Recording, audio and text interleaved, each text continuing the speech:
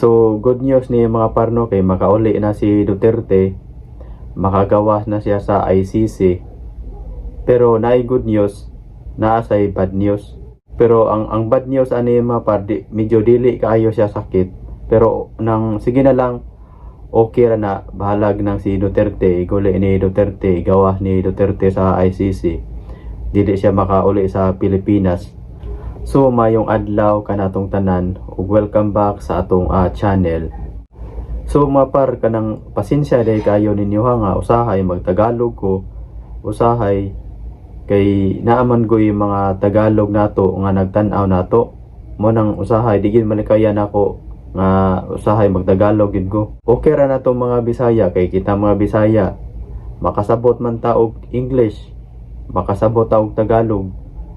Unya ang katong mga nagtan-aw sa atoa nga mga Tagalog, di man sila kasabot og kanang Bisaya.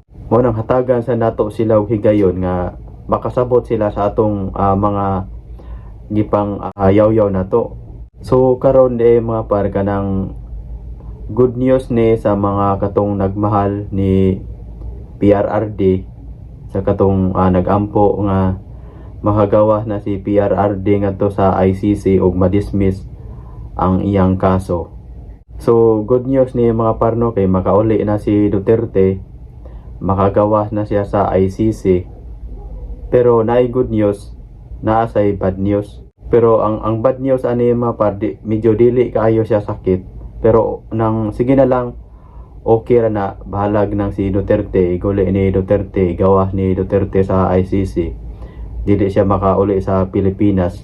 Kay ang Pilipinas wala mo cooperate sa interim release ni Duterte.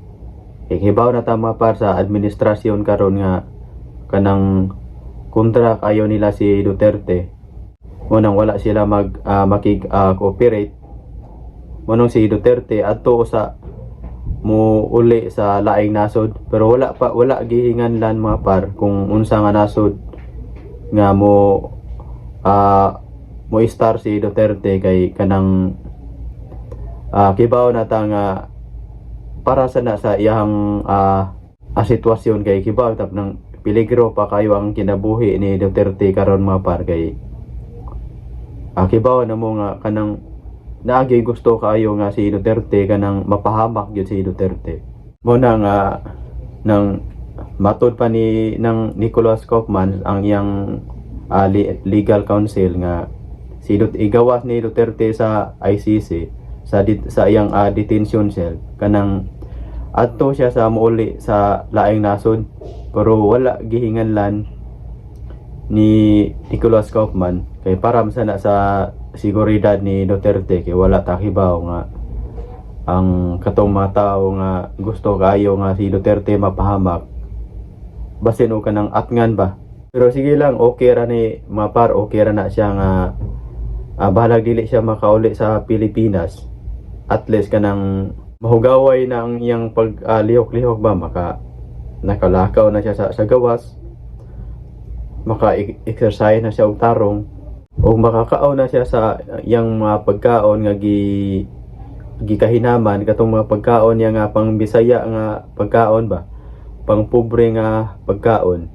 So kanang makita nato sa kilid kanang gipo sa Philippine Star na diha ang mga rason kung anong si Duterte kanang dili maka uli sa Pilipinas. So kamo nalay basa niya na.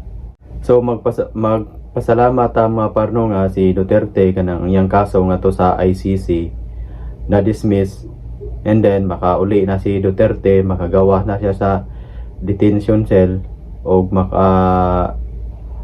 exercise na siya og tarong, unya makakaon na siya sa mga pagkaon nga iyang gikahinaman.